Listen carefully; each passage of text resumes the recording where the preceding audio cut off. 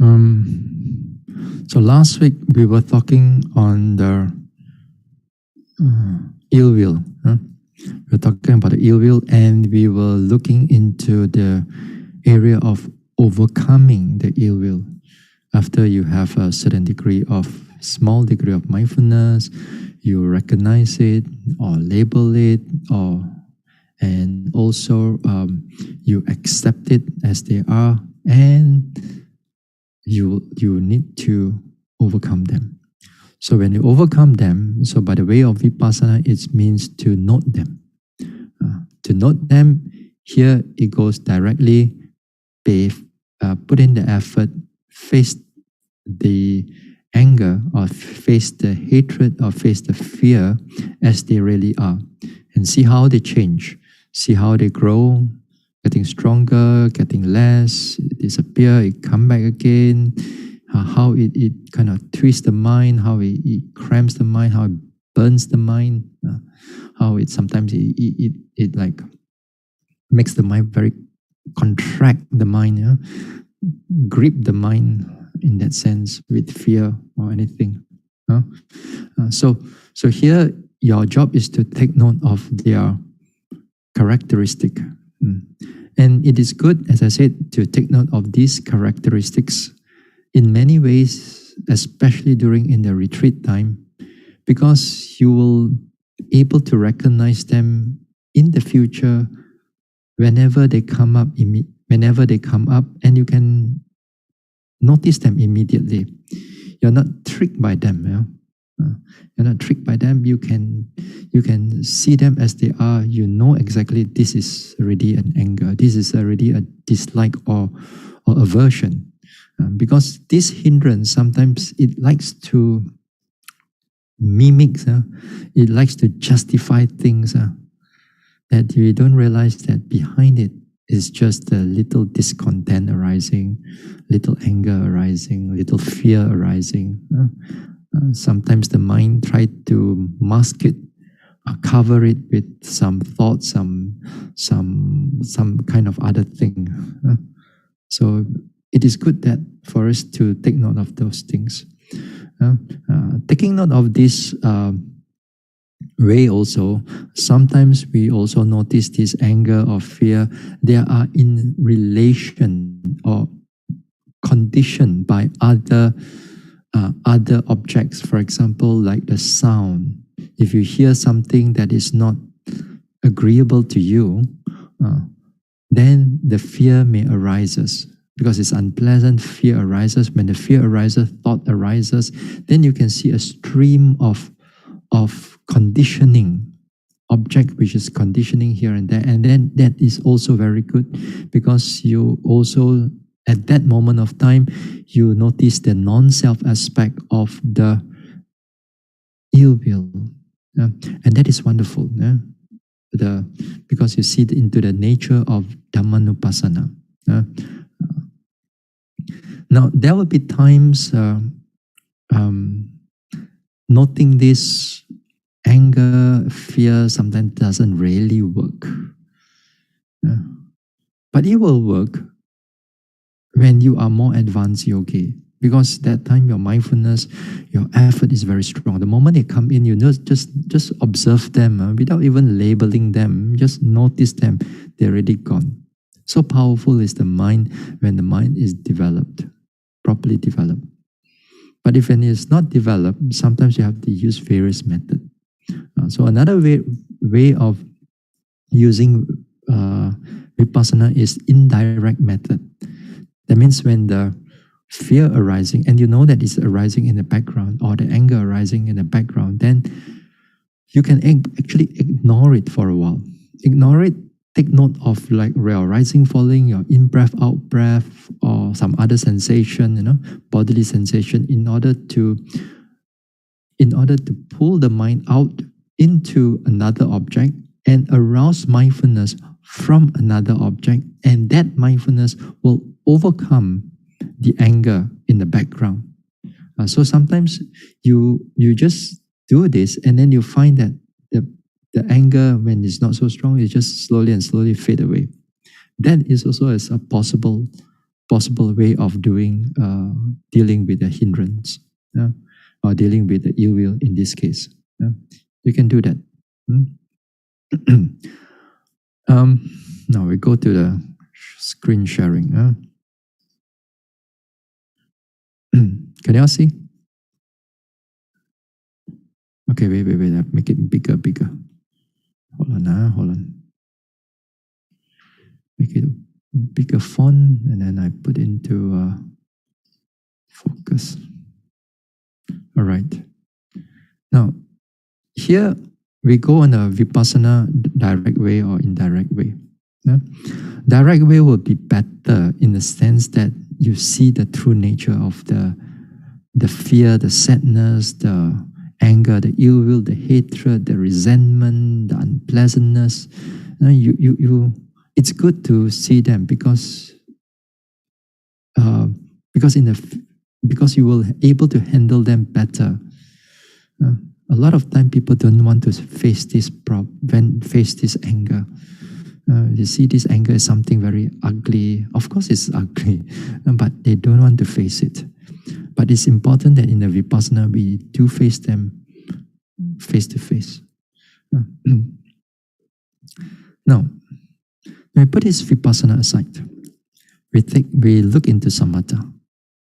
Now, in Samatha, all forms of jhana, again, it's very helpful to overcome hindrance. Now, if you can able to develop any form of jhana, and then when you come out and then you do some vipassana, you see that the vipassana is not affected by all these hindrances of desire or ill will and so on. That one we have talked about it during the central desire. But since that it also prevent actually the ill will from arising, then also I have to put it down. But the Buddha mentioned about these 4 Brahma Viharas: Metta, Karuna, Mudita, Upekkha. Metta as a loving kindness, Karuna as compassion, Mudita as altruistic joy, and Upekkha as equanimity. Now, in my opinion, that these 4 is that a Buddhist actually has to able to practice these 4. Most of the time, we only know how to do metta. And then when it comes into karuna, mudita, upekkha, then we also not so sure what is it about. Sometimes, especially like metta and karuna, loving kindness and compassion. How are we going to differentiate these two? So it is important that, to understand these 4 Brahma Viharas a bit more thoroughly, more deeper. I spoken about these things some time back. I think some months back. But of course, there are so many things in the Dhamma. It's not so easy for us to remember. But here in this samatha level, that when we incorporate into our part of our meditation, then that will be very good, because it overcomes the ill will much more faster. But you do not see its characteristic. You're seeing the characteristic is the way of vipassana. But samatha way one is you douse it.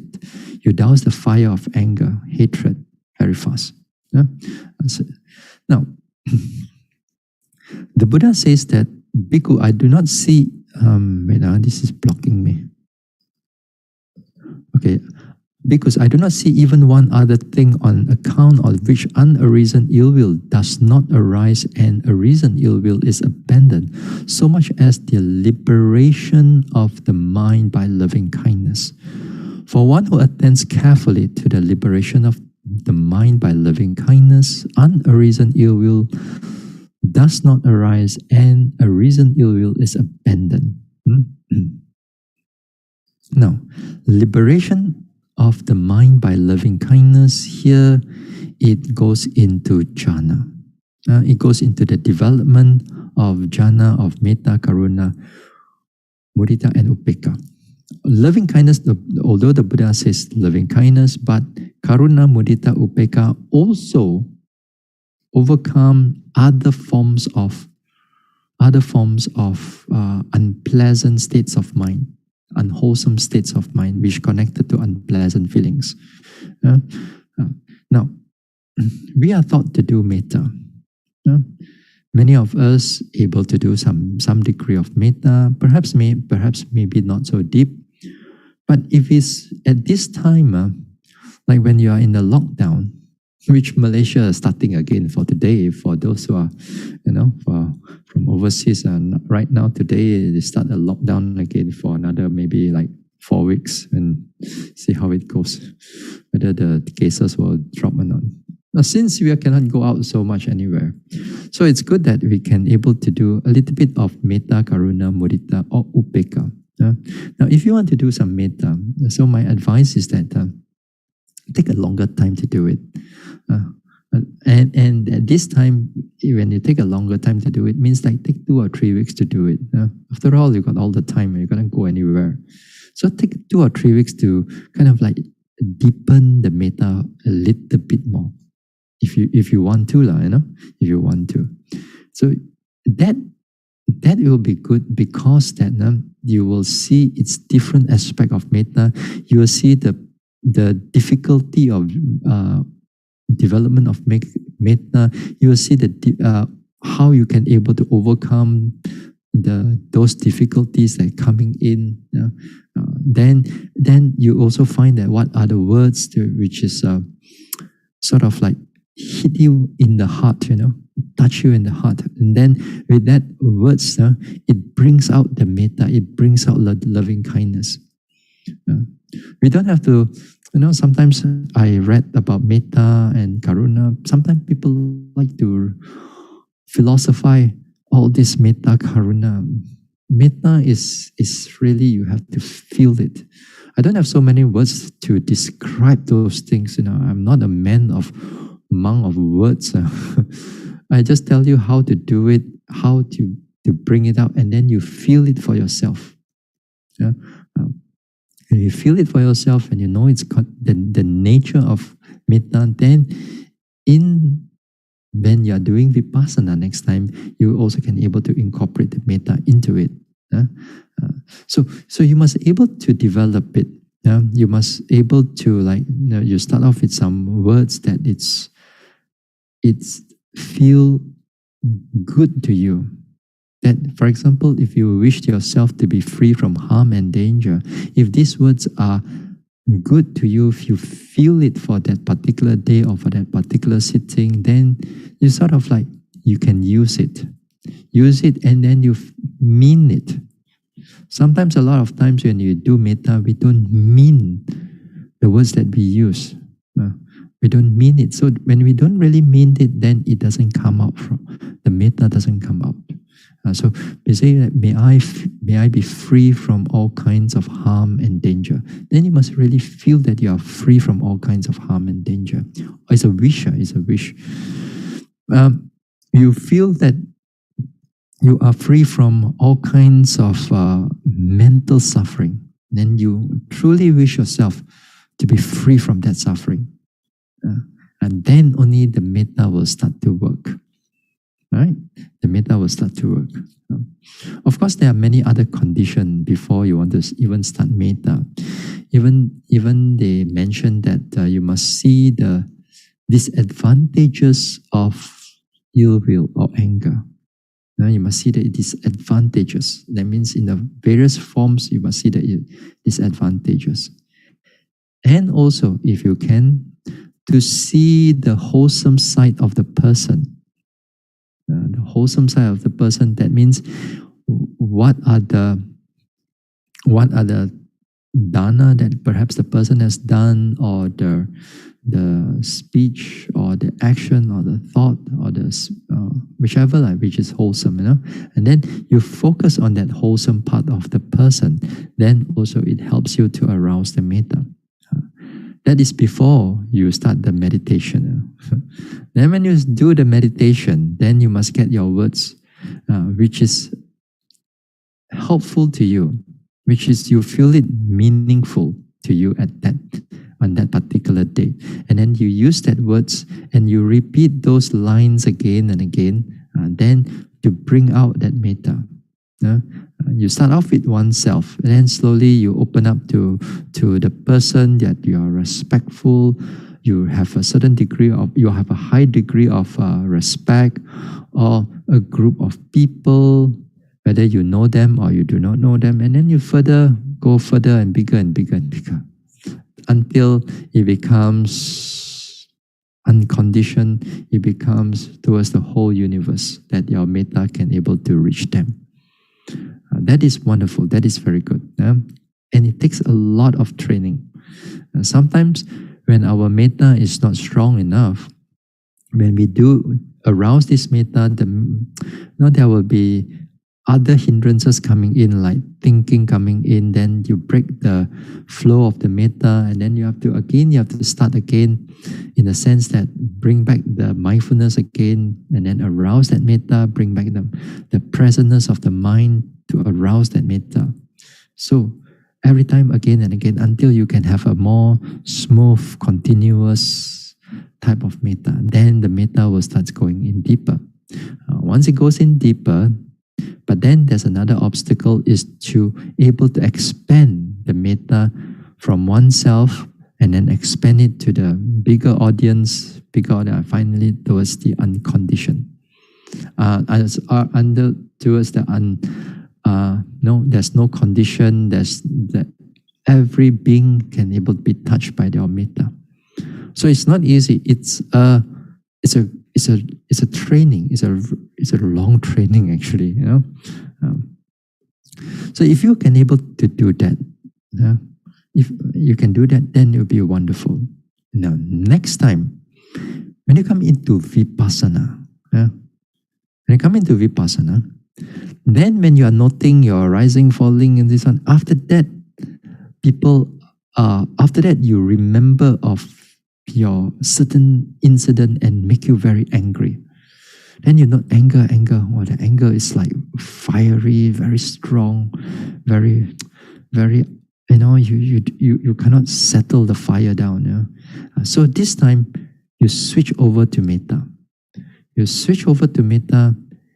May he or may she be free from all kinds of harm and danger.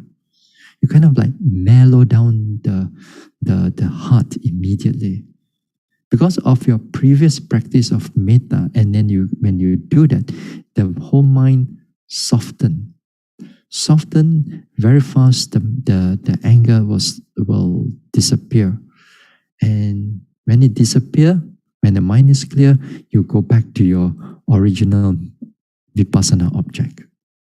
You're not seeing the anger as they are, but this time is just to douse the fire, and then goes into vipassana again. And that is possible. But again here, your metta must be powerful. If not, if your anger is more powerful than your metta, then it's impossible for you to overcome the anger. So if you can able to develop it right until the liberation of mind by loving kindness, that means under jhana level, then it will be very powerful. It takes a lot of training before you can able to reach into the jhana of loving kindness. So that is also one way of how we can overcome the anger. Now, karuna here, mudita and upekkha. Now, karuna is overcome cruelty, harmfulness of others. Because that cruelty also involves a terrible mind, a very unwholesome, unpleasant state of mind. Mudita also overcomes jealousy. Again, jealousy is you kind of like unhappy with other people's success. Your mind is very having a lot of unpleasantness when you see other people are better than you, or get promoted, or richer than you, or nicer, or more beautiful than you. So here, mudita, it overcomes those traits, those jealousy, envy. Now, upeka here, it overcome the discontent, the discontent about with certain things in life.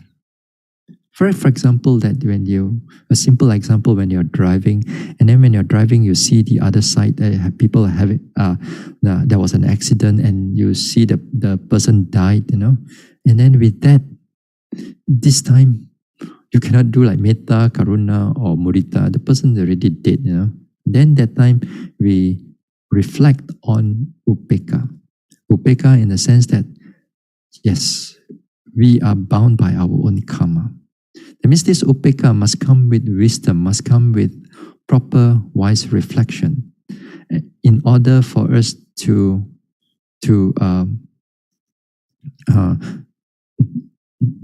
in order for us not to go into sadness, because sometimes when we see this type of situation, our mind cringe, our face also become very, I don't want to see this, I don't want to see this. That means your mind is in a state of discontent.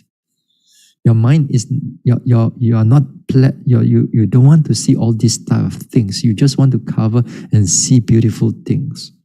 So equanimity is to prevent that state of mind to become going into discontent. Instead of, it stays in the middle. It stays in the middle and it balances in the middle.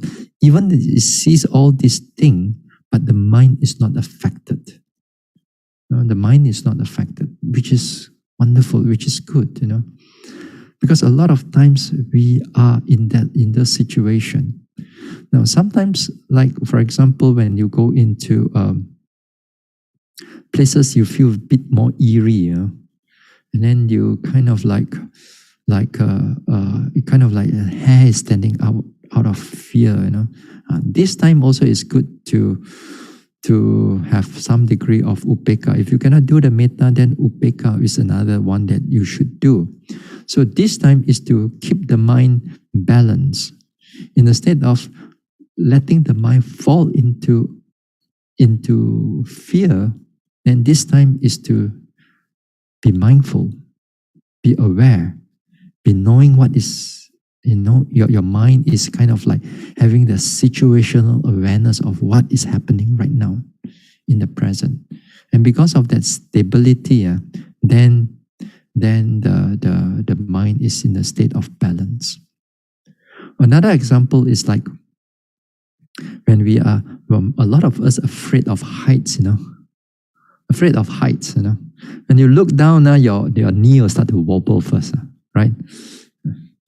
And sometimes when you're going to China to Kai Kai, and then go to for tour, they'll take you to all the glass bridge, the glass bridge, and then sometimes the glass bridge is, they purposely put it on across a ravine, across a very deep ravine, a canyon or something like that, and a lot of people, they dare not walk on the glass bridge because although the glass is so thick, but they look down so deep down. A lot of people have their knees also, the ankle also become very wobbly and they can't even walk. So much fear, Sometimes people video all these things for your entertainment, So these things is exactly because the upeka is not there. The upeka is not there.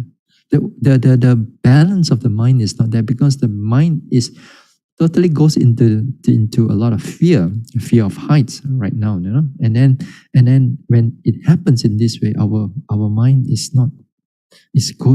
always will go into that. So it's good that we train the mind. And we train the mind is that to really face that fear, and then when we face that fear, we put in the upeka. We keep the mind mindful, we keep the mind steady. That is another form of upeka because it comes with wholesome mental state. Like karuna. Karuna here is like compassion. Compassion here is that when you see the subject, when you notice something which is we, they are in the state of suffering at that present moment now. Whereas metta is a wish that you are free from all kinds of uh, of suffering, whether you are suffering or not, doesn't matter, It's a wish. It's like a good morning, It's a hello. It's a goodwill, Metta is a goodwill. It's a sincere goodwill. It's not about whether you have suffering or not, Metta. Metta is taking everything. Whether you are suffering or not, you spread it, your metta, so that you wish them, you touch them. Whereas karuna is different. Karuna is the subject right in front of you in the state of suffering. Now, for example, another incident is that perhaps again you are driving, and then you see another side. It's an accident, but this time the person is not dead, but having it has an accident and then still alive. And then you see this time the person is going through tremendous amount of suffering, but you cannot do anything because you're on the other side of the road. Now, this time you extend your compassion to the person. May you be free from whatever suffering that you're going through. May you be free from all that mental suffering. May you be free from all the physical suffering. Because this time is not metta anymore. This time is compassion, really, because you really want to see the person is to free from those suffering. So again, you may use the same lines. You may use the same lines, but your intended object is in a different situation right now. So this is a bit of metta and karuna. Now all this metta, karuna, mudita, upekkha, all this you can be able to develop into jhana. And if you have those things, it's be wonderful to practice. Wonderful to practice not only samatha, but next time when you come into vipassana, it's wonderful. It makes the meditation so much more smoother. And then another thing about this metta, karuna, mudita, upekkha, as I said, that you have to know how to develop all the four of them, because in the English translation they call it divine abiding, divine dwelling. That means you dwell in a state of mind like a Brahma, like a divine beings, like a deva, like a Brahma. So your mind is like when on a certain occasion, metta is appropriate. Then on another occasion, you have to switch from metta, you have to switch into karuna. Then perhaps after you switch back to mudita, or perhaps another time you have to switch to upekkha. Then another time you switch to mudita. You switch into mudita because maybe when you read news and then somebody get certain promotion, certain development, and then you wish they are happy. Then you wish them. You are having the altruistic joy on their achievement. You are not having that having the jealousy or envy for others. And it's good for us to train again and again, because a lot of times we don't do all these things. We just want to have metta only, but the other three we don't practice it so much. So this here in the samatha would be very good if you know at least you practice one of it. But in everyday life, try to practice all the four. It will be wonderful. In other times, we talk about metta a little bit more on its meditation. For tonight, I don't think I can have all the time to talk about it. Because there are many other skillful ways also for us to overcome our anger, our ill will. So what can we do? Now, other skillful ways here It's not during the time of meditation. Although I mentioned about metta, karuna, mudita, upeka. This one also falls under here. Some of it falls under here. So we'll see what can we do. Other skillful ways. That means during this time now when you're not meditating, see what we can do. Now, these things are when I derive how to overcome all these things is mostly from the suttas and also from commentary. But nowadays, we have a lot of all these self-improvement, self-help books, to how to overcome the anger. Now those books at the back here, at the back of me, a lot of all this self-help, self-development about how to overcome anger, fear, and so on. But this is a very worldly ways of doing it. Not to say that they are bad, some of them are very good. They describe it very well. But here I'm more of going through the way of the Buddha, which is tried and it worked. Because I tried it myself and it worked. Other people tried themselves and it worked. So I stick to this. Not to say that this is the only way. There are many ways that we can do. So the first thing is this. Reflecting on karma as one owns property. All living beings are the owners of their actions. Kama saka, kama dayada, kama yoni, kama bandhu, kama patisarana. This one is that it's good that for us to every now and then to reflect upon the karma. And you have to reflect it with upeka, this one. Because sometimes devotees, just because they learn about karma and vipaka, the cause and effect or resultant, then they use this karma to whip others, to hurt and to verbally hurt others or also mentally hurt others.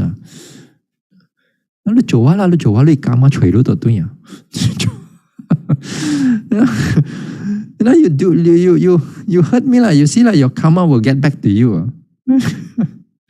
Then we are using the knowledge wrongly. We kind of like justifying the karma is that the karma will get back to you. Sometimes when, for example, when we read about the politics, and then sometimes when you read the politics, they really make you into, you want to like, how could they do like that? And then after that you say, karma will get back to them. How come they steal so much and still so rich one? We work so hard until nothing much we can get. They still also, they cannot get into all this problem, the court case also no problem with them, and they're still laughing all the way to their bank, laughing all the way to their grave. And then after that, we say, don't worry, karma will get back to them. Karma will get back to them. That is not the way how you reflect on karma. That's a wrong way, because you use the karma. Back of your mind is that you already having anger towards the other person or whatever that you're reading, and then you try to justify it with karma and its effect. That is wrong. That is not the way how you're supposed to use the karma. When you reflect on karma, you have to reflect it with a calm mind, with a clear mind, with a rational, clear mind, not with an unwholesome mind. When you see a situation like, when you see the politician robbing, in the sense of robbing the people, then you have to like stand out a little bit. Stand out from that story, that whatever that you are reading, then you see, then you reflect. Karma is one's own property. Whatever one's do unwholesome, one will reap one's karma. You reflect it in that way. You're not using that karma in order to whip or in order to bash the person mentally or verbally. Yeah? So you have to reflect it with a balanced state of mind, with an understanding, with a wise reflection. So a lot of times I've seen I've seen devotees, when they reflect this karma, they reflect it wrongly. So hopefully you don't fall into that situation, because it's very easy when you're having anger. You will grab anything, even from the Dhamma, to throw at them also. Verbally or mentally, then you take the sutta here, take the karma here, you take Four Noble Truth here, whatever, then you are using it wrongly. So hopefully you don't fall into that trap. If you fall into that trap, then this is not how you overcome your anger. You overcome your anger, you have to reflect this carefully. For example, if somebody were to speak bad about you, then here, if you cannot able to open up your mouth, because you know that when you open up your mouth with unwholesome words, then there also will be karma.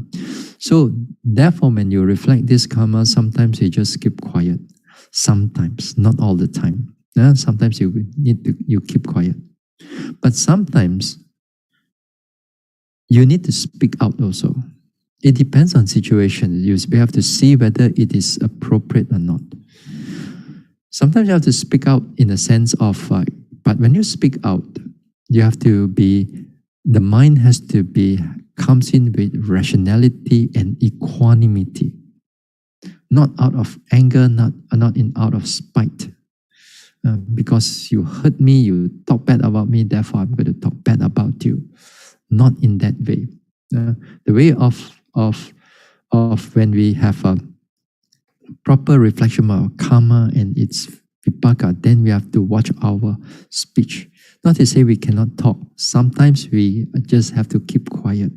Sometimes we have to open up our mouth. But when we open our mouth, we make sure that it comes with clarity, comes with understanding, and not based on anger.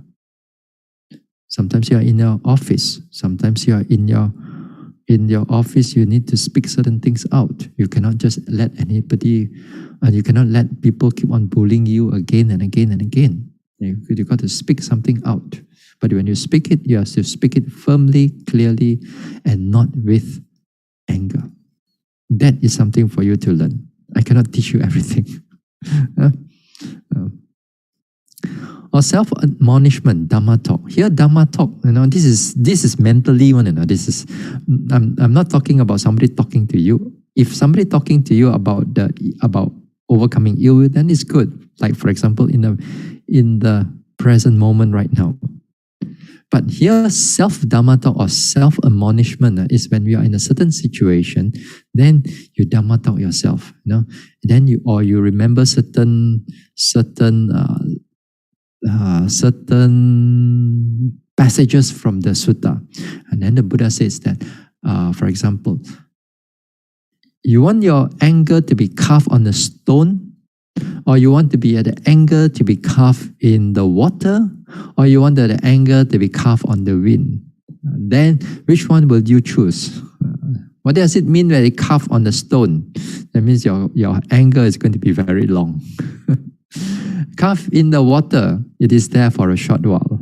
Then it disappears. Then you carve it in the wind, there's nothing there. So when you remember, this sutta, if I remember this sutta, then hopefully my anger don't carve in the stone, carve it in the water. At least we lessen the anger a little bit. Then you'll be very good. If you reflect it in this way, then it helps you to reduce your anger. Self-admonishment, or sometimes self-admonishment also is also in a sense of you admonish yourself. It says that we don't have to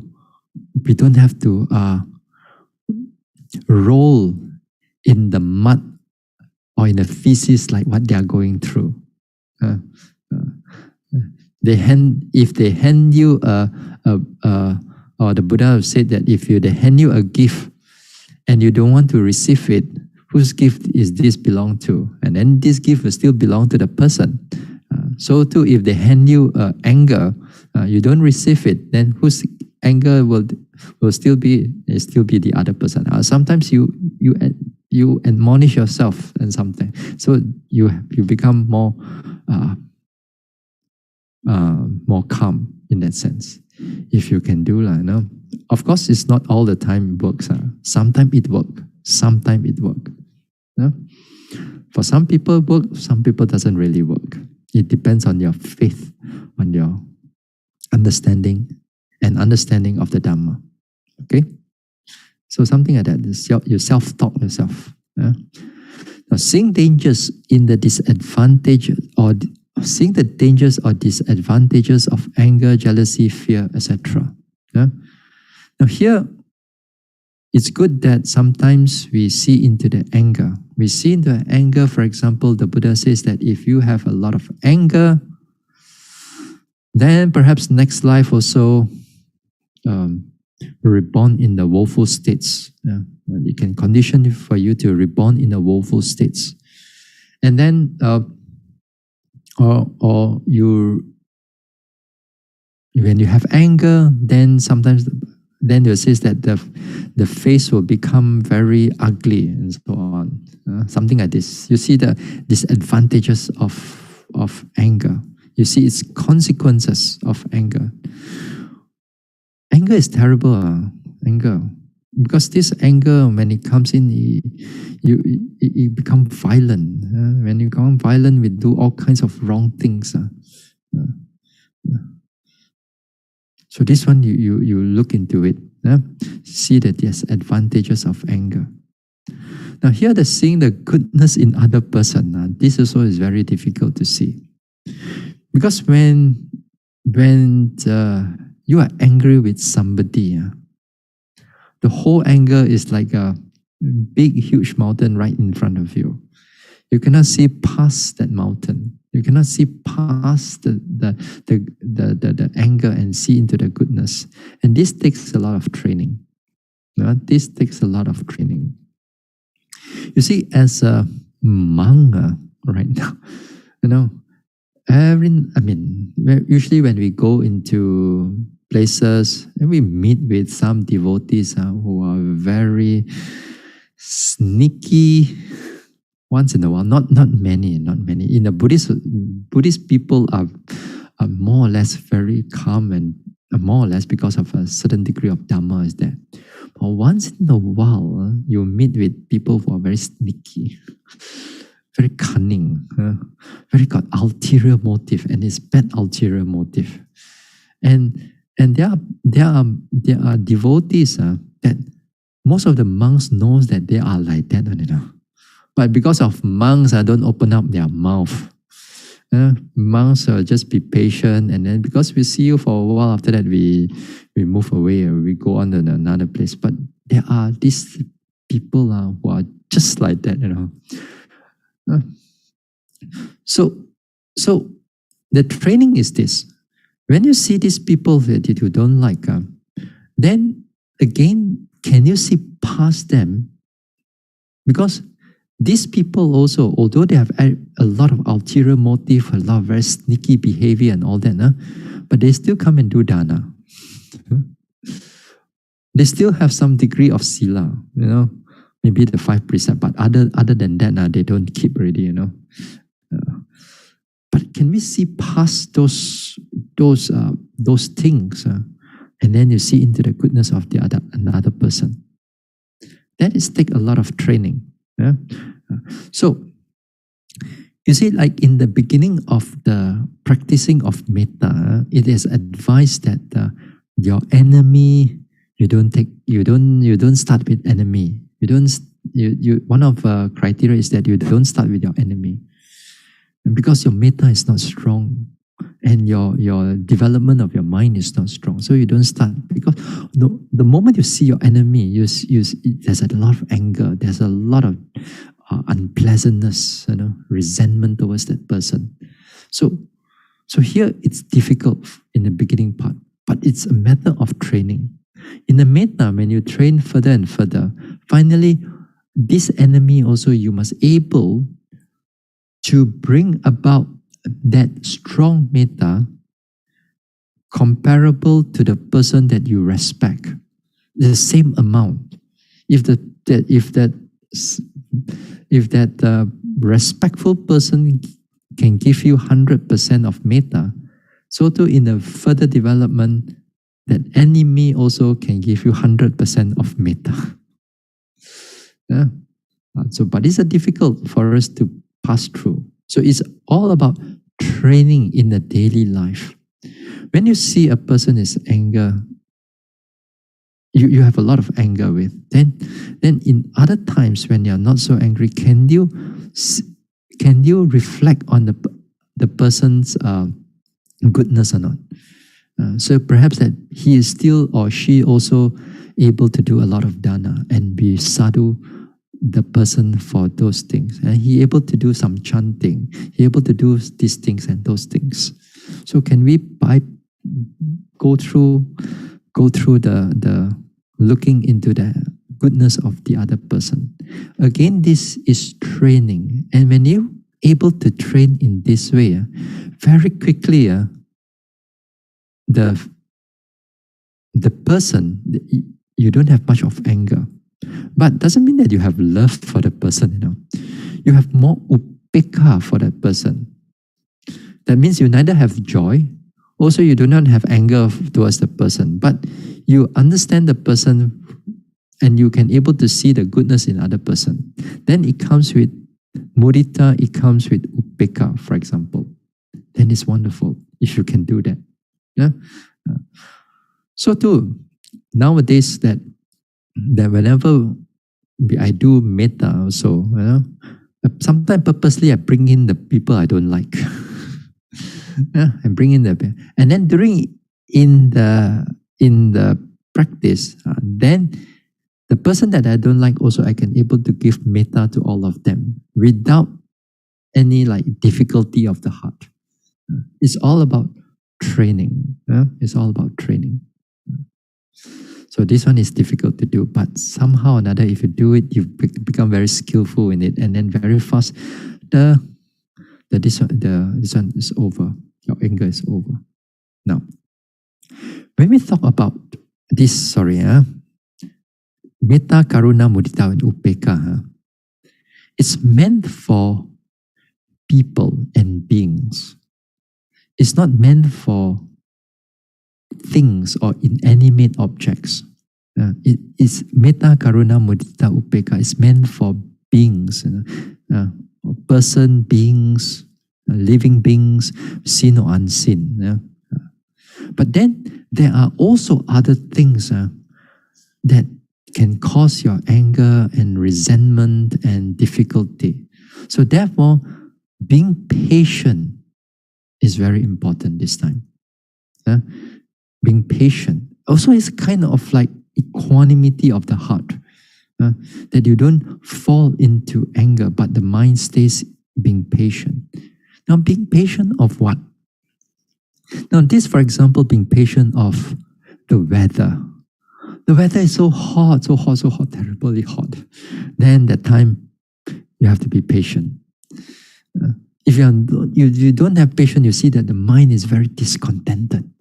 Where's the air conditioning? How come? Your mind is just unpleasant. Sometimes if you are driving in a hot day, you find that your mind is very unsettled. Unsettled. The mind is unsettled because the body is unpleasant. Then it keep on coming, rolling, a lot of thinking, a lot of this one. And also that, of course, during in the driving and so on, sometimes people have a lot of anger during driving. And you all know that there are a lot of times the road bullies come out. Sometimes you just honk them, and then they come down, and then they utter all these harsh words. And the worst still, they come and bash the car, or hurt the other person. That is terrible. That's really uncontrolled anger. So a lot of times you have to be patient. So driving, when we are driving, or when the weather is not right, or when the food is not so good. As a monk, for example, as a monk, not every time we get all this pleasant shelter, like in peace house, things are very pleasant here. But not every time I get all these things. But sometimes I go to other places. There are mosquitoes. The heat is strong. The heat is, unbearable. And sometimes you have other neighbors are terrible neighbors, and so on. So a lot of times we have to be patient. If we are not patient, our attitude now will become complaining this, complaining that, complaining everything. Then your relationship with devotees become very difficult. So a lot of times we have to be patient. So we have to endure. So sometimes, like we monks, we go out also. There are people in the public. Sometimes they don't like us. They don't like us. Like sometimes in the Chinese, when they don't want to see monks especially in the early morning, because they see monk is all bad luck. So sometimes they call you with all kinds of names. So we have to endure this type of verbal abuse and so on. Sometimes there are people out there, like for example, they are cruel and they are harsh. They beat up the monks, or they beat up this one, like what is right now happening in Burma right now. So the monks in a state of training, they have to be patient. Of course, they are doing something for it, but it's good that we have patience in certain things.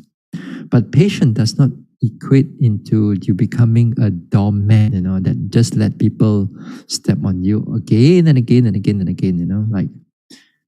And sometimes you can able to tolerate the abuse, but sometimes it is also good that if you incorporate certain wisdom into it, and you have to respond appropriately, not with anger, but if you know how to respond with your superiors, towards your children, towards your whoever it is, then it will be very good. So there are sometimes you just can't change the situation. Sometimes you could change the situation. If you can change, it'll be well and good. If you cannot change, you have to be very patient. So patience is a lot of things that we have. A lot of times we have to be training. We have to train. But patience is mental effort. It's a part of the whole mental effort. When you are during the meditation, vipassana, you go through pain. How do you withstand the pain? You withstand the pain because you can able to have a lot of patience. And a lot of patience, that patience means is equate to right effort. That means when you have that effort, you have a strong effort, your mind can stay on with the pain without going into anger, without going into aversion for the pain. Your mind can able to note, to scrutinize the true nature of the unpleasant feelings, the pain. So patience is mental effort. It's a right mental effort. So you have to train. Sometimes there are tiny resentment that we have, So we want to do things fast, especially, to do things fast and so on. Sometimes I notice that myself also the same thing. That, for example, it's just take a simple example. Sometimes I want to take some rice out from a container, But sometimes I don't find a rice scoop. Sometimes I just use my spoon. then in the earlier days when I do this, I get very annoyed. How come the rice scoop also you didn't put? But nowadays, no. That means nowadays, even though I don't find a rice scoop, I just use a spoon just to scoop. It takes a longer time only, but finally you get what you want also, right? You still get what you want, the amount that you want. It's just a little bit when it doesn't go your way. Certain things when it doesn't go your way, if some things can do it but a bit slower, then be patient with it. Be patient with it, then that time the anger is not there. So sometimes this little resentment that we have, we kind of like we overlook those things. So take note of this one. If in your everyday life, see what are the things that you can be patient of. Sometimes small things. Sometimes like when you're washing your plates, for example, there are times that the water is a bit slow. Then you cannot change the situation. Then you got to wash your plates for a bit longer. Then okay. Sometimes when I stay in the places where the water to wash the clothes, to wash the robes, it's slower. It's not fast. So we got to wait for a while for the water to come up. And mind you, these robes is not as easy to wash. They are huge. They are big. Not like washing a shirt or a pants. And robes are difficult to wash. If your hands, your fingers and your hands are not strong enough, it's very difficult for you to twist to dry it up. We don't have, some places we don't have washing machine. We have to do it by hand. So we have to be patient. So these things taught us to be patient in many ways. The monk's life taught me patience in many, many ways. Now, here, or you can remember about Bodhisattva's stories, when he wanted to become a Buddha, how in his past life he looked into patience. For example, like there are stories in the Jataka stories that the Buddha was, the Bodhisattva was a snake. The Bodhisattva was snake, and then he was a royal, like a cobra, a king cobra, something like that, and a royal naga. And then he was a royal naga, and of course they are very venomous. You can able to one bite and you will die.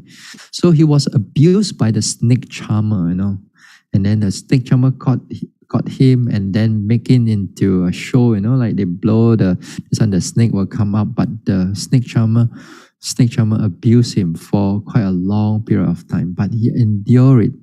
Yeah, he endured it without biting the snake charmer, because one bite the snake charmer could die, but because of his training, he wants to become a Buddha. He endured all the abuse, all the punishment, the beating. So if you're able to remember, also is very good. Or what else? Yes, the story where the king asks the Bodhisattva, "What do you preach?" "I preach patience," said the Bodhisattva. "Oh, so you preach patience. Then, okay, soldier, cut off his leg." Then he cut off one of the leg. "What do you teach?" "I teach patience." "Okay, soldier, cut off another leg." "What do you teach?" "I teach patience." "Okay, soldier, cut off his hand." Then cut off another hand. "What do you teach?" "I teach patience." Then only realize that. Then only the king apologized. So something like that. So when you look into the Jataka stories, there are many good stories there, and it's wonderful. Sometimes you read about these stories to give us a perspective of what the Bodhisattva could do. Then here, a general daily reflection of metta. This is what it means is that when you're not meditating every day, just now earlier on I spoken about it a little bit. Now here it would be good that every now and then when you are, when you are in the office, when you are walking, when you are in a bus, or when you're at home, you kind of have like a short metta. So sometimes, for example, when I go for a walk, When I go for walks in the forest, in the open area, then I share metta. May all beings around here, may the devas around here be free from harm and danger. I'm just passing through your place. I have no intention to chop down any trees on anything, because sometimes I see the people who goes into hiking and all that. They come in with a knife and then they chop down here, chop down there. I say this is not good.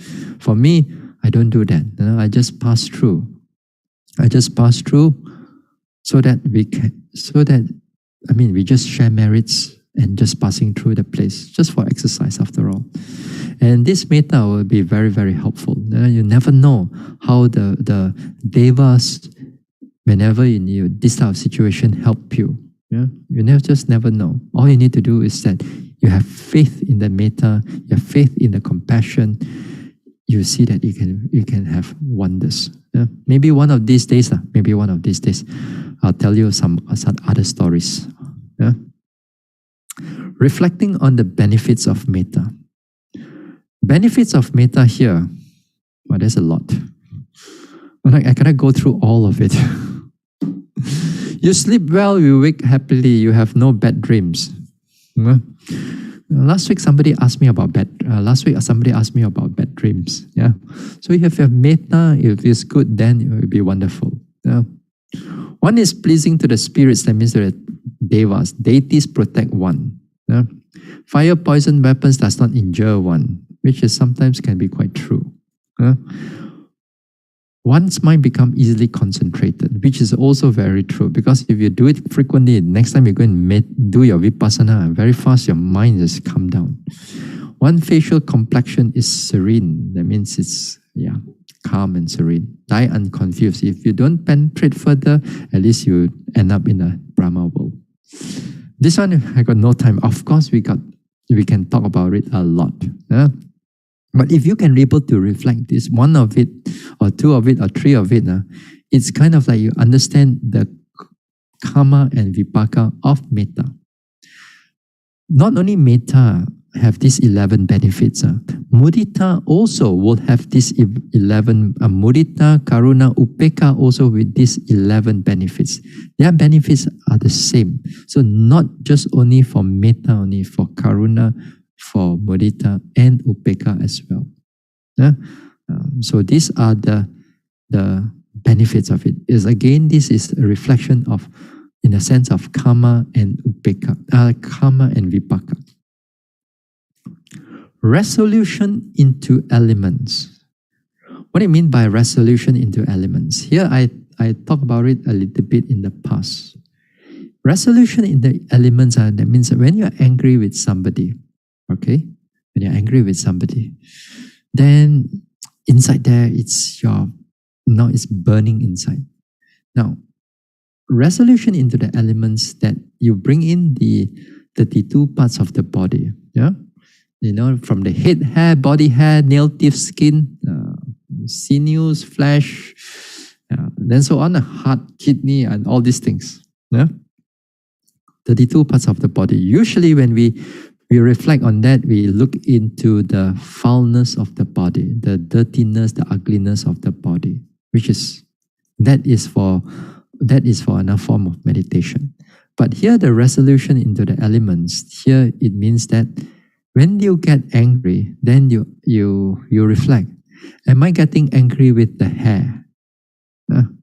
Am I getting head hair, body hair? Am I getting angry with the body hair? Am I getting angry with the nails? Am I getting angry with the nail, head, hair, body, nail, teeth? Again, am I getting angry with the teeth? Am I getting angry with the skin? Then when you break down the person into all its components, and then you find that there's no anger. You don't, because the minds look at this as one, then anger is a lot. Then you break down into components. If you see the eyes, am I angry with the eyes? Am I angry with the face? Am I angry with this one and that? So you break down. That is to say, resolution into the elements. And it worked for some times. I've tried this before, It worked. quite fast. It reduced the anger. Now give a gift. Yeah? Give a gift here. When you're angry with somebody, you give them a gift. It sounds counter intuitive. Yeah? You when you're angry, you want to feel harm for the person, you want to this one. So giving a gift, it can be very helpful. Yeah? Because sometimes in the past also I've done this. Now there's one meditator behind me. It's every time meditate, it's like a turkey, you know a turkey. Turkey, like the sound of the turkey is like somehow or another this meditator, there's some voice that's coming out from the sound, and then it sounds like a turkey, and she's sitting at the back of me, and then it makes meditation very difficult. So every time she made the noise, I felt very discontented, very unhappy. But then after that, later I was remember this give a gift. Then I got some medicine and then I gave it to her. Not connected with her throat problem, but you just give her a normal gift. And with that gift alone, then and then after that, whenever she makes those sounds, it doesn't disturb me anymore. she still make those sounds, but it doesn't disturb me anymore. After that I can able to meditate quite well. It's counterintuitive. That time I cannot understand what is this until I do it myself. Then only I see that it works. So some of these things that it is very helpful. Then here again, suitable speech and association with those with less or no ill will. Suitable speech again is the same as like sensual desire, that you want to reduce your ill will or anger. You don't mix with the people with a lot of anger, with a lot of ill will, with a lot of fear. You mix with them, you will become like them. And this is the biggest factor. All on the top there it's you overcome. But this is where a lot of time we start and we condition the mind very strongly and to start all this ill will, desire, and so on. So if you don't associate with them so much, then it gets less. And therefore, when you associate with the right people, then they also have a right speech also. Proper speech. The speech is not harsh, it's not terrible, it's not ugly. Then you also get a suitable speech. Then the speech also talk about lessening anger, lessening ill will, lessening fear. And then it helps you to reduce your anger. Right? Okay then. So this is some of the things that we can. There's a lot of things that you can overcome. You can try and to overcome your ill will. Yeah? So I think that's it for tonight. That's it for tonight, and we will continue the talk on on Wednesday on the sloth and torpor. Before we go, as I said, as I mentioned it in the Facebook, that during in the Vesak Eve, Reverend Sujiva will give a Dhamma talk at 8:30. At 8:30 on 2 weeks from now, I think so. Okay, so we share merits. All right.